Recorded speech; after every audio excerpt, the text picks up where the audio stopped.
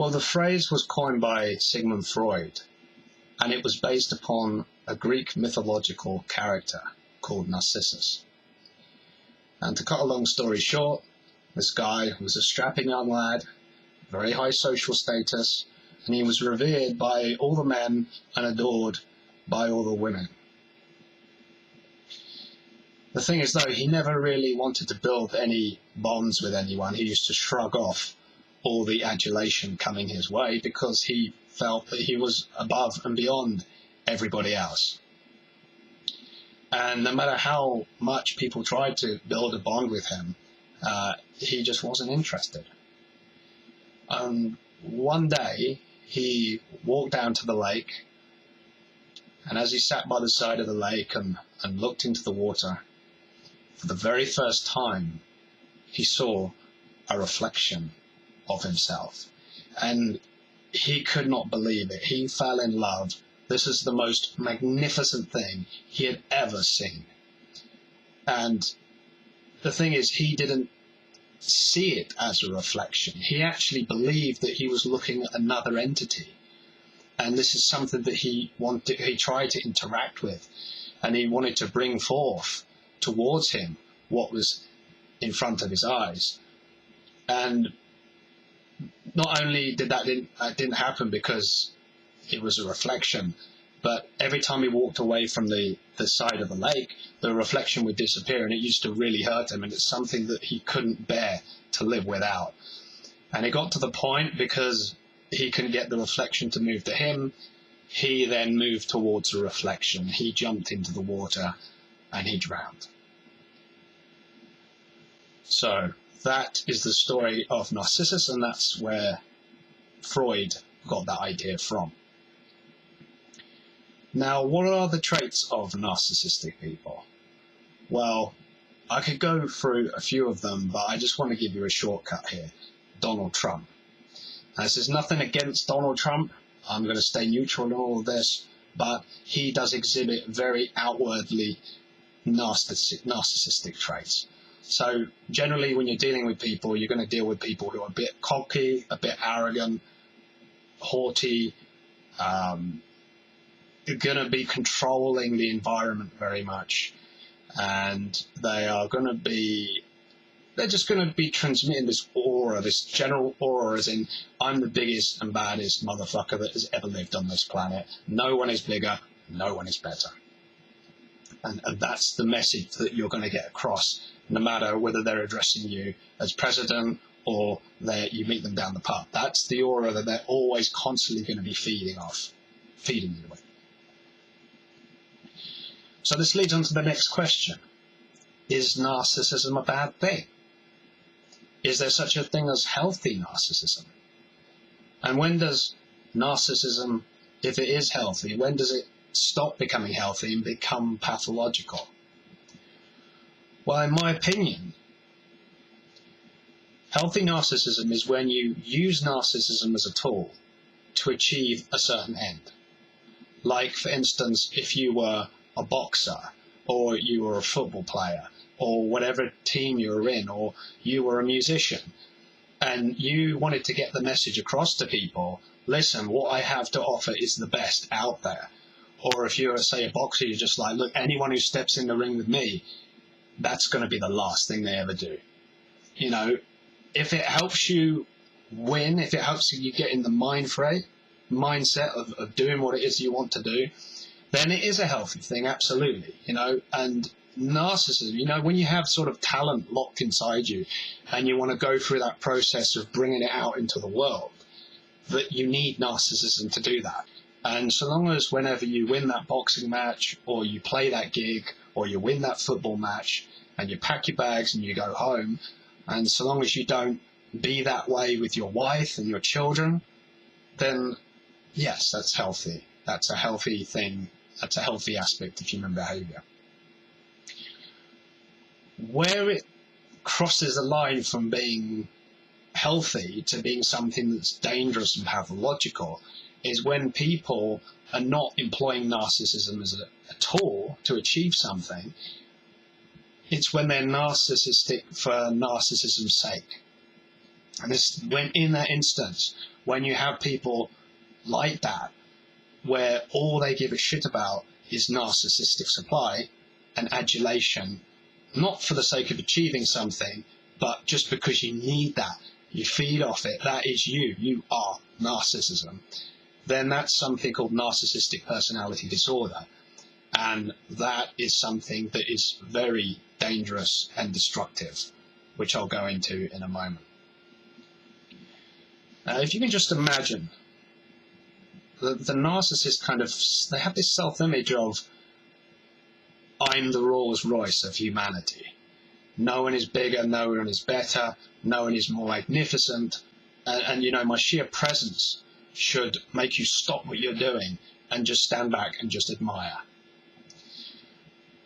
Now, to have that grandiose sort of image of yourself, that in itself is not necessarily that dangerous or unhealthy. You're not necessarily hurting people by feeling that way about yourself. What I'm about to reveal to you next will give you insight into how they become a grandiose person who has just got a very high opinion of themselves, to someone who's extremely dangerous and literally just destroys other people's lives, is the fact that in order to maintain that self-image of that Rolls Royce, they're dependent upon human emotion. So we're talking reactions of people. And this is why you'll find that if you're in contact with a narcissist, you're going to have an abrasive time. Things are going to go bouncing up and down all the time because they're constantly wanting to provoke you in various ways in order to get reactions from you. Now, there could be either positive reactions or negative reactions. They like both, and both provide different flavors. So the thing is, they need this emotion from human beings as a source of validation for their self-worth. And their self-worth is this fake image of the Rolls Royce. However, if human emotion gets depleted, if narcissistic supply gets depleted, then this self-image of a Rolls Royce starts to morph into like a Ford Mondeo. And that is mundane, that is average, that is something that just cannot happen. That does not fit in the model of what a narcissist believes that they are. So they will do anything. They will move the earth, they will move the planets, they will move the solar system in order to make sure that their narcissistic supply doesn't ever get that low. And this is how much they are in need of human emotion, human validation. But let's take this one step further.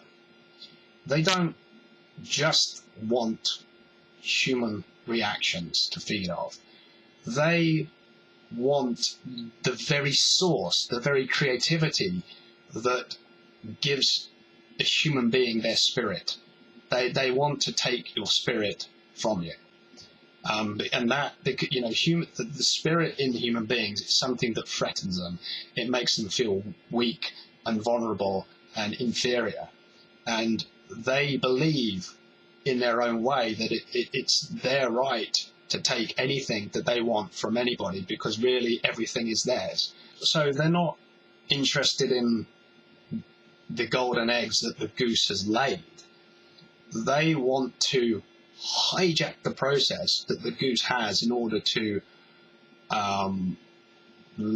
create new life, create golden eggs. They want to hack that process so then they can rewire and filter everything, so literally all that goodness goes to them, and that's food for them. That's what they want to feed off. So, like a normal person, they would walk through an orchard, and a normal person will be like, oh, look at this beautiful, lovely fruit. So they'll take an apple, they'll eat the apple, and then, they'll poop out the apple. And therefore, that the person who's eating the apple is winning because they're getting vitamins and minerals from eating the apple. And then the apple tree is also winning as well because the seeds now are in contact with the ground, and also they got some fertilizer. They don't go through life like that. They'll eat apples, but they're just entrees. What they're really interested in is sinking their fangs into the root system of the tree and sucking the tree dry. And once that process has taken place and the tree no longer bears any fruit and it starts to parch up and become dead and rotten, the narcissist will take a step back, they'll look at the tree and just say, oh, God, what a useless tree. Oh, this, look at you. This is just an old, disheveled, rotten piece of nothing, good for anything. Let's get rid of this thing, and let's just bring in a new tree that actually bears some fruit, you useless piece. That's what they do to you. And they do it through this process called idealization, devaluation, and then discard. So initially, if you're going to be targeted by a narcissist, they'll idealize you. They'll literally mirror every form of behavior that you have, because it's a very validating thing to have people to mirror what you're saying and what you're doing. So immediately, just like they'd walk up to the apple and go, oh my God, look at these wonderful, beautiful apples. Oh my God, your branches are so elegant. The sweetness of every time I bite into the apple, it just makes me come alive. It's just fantastic, So they'll be idealizing you in that very way, as in like everything that you do, you can't do no wrong. Oh God, the way the way you put your jacket on, like, you're the best. Just things like that, really superficial things.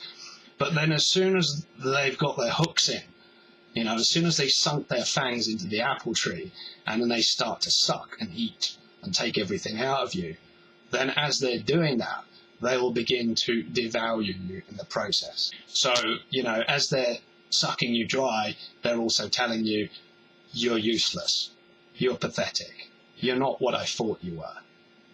Why can't you be like everybody else? They can do it. What's wrong with you? So as they're destroying you, they're blaming you for being in a weaker state, even though that they are weakening you and they're destroying you. And then you get to the stage where there's nothing left of you, just like there's nothing left of the apple tree, and you're of no use to them anymore, and that's the discard stage. And that's when they just say, you know what, I've had enough of this. I've had enough of you're useless. You don't do anything for me. I've got so many better things on the table. I don't have to put up with this. Just get out. Just get out. Or what they'll do is they normally provoke you into getting rid of them. So therefore, they can say, well, you're the one who told me to go. And they set the whole thing up. So if you ever become entangled with a narcissist, you're in for a very rough time. They don't want the gifts that you have to offer. They're not interested in a win-win. They literally just want to hack into your creative source, your life energy, your life force, and they just want to just gobble it all up until there's nothing left. And, when that happens, people generally in a very bad state. Some of them go on to commit suicide. Some of them will be addicted to drugs and alcohol just as a way of trying to cope with the abuse that they've been suffering under. And I'm going to wrap up the first video. In the next video, I'll go more into detail about tactics that they use in order to devalue and destroy a person, which is not very nice, but people need to be aware of these things. Okay, so that's the end of part 1. Thank you.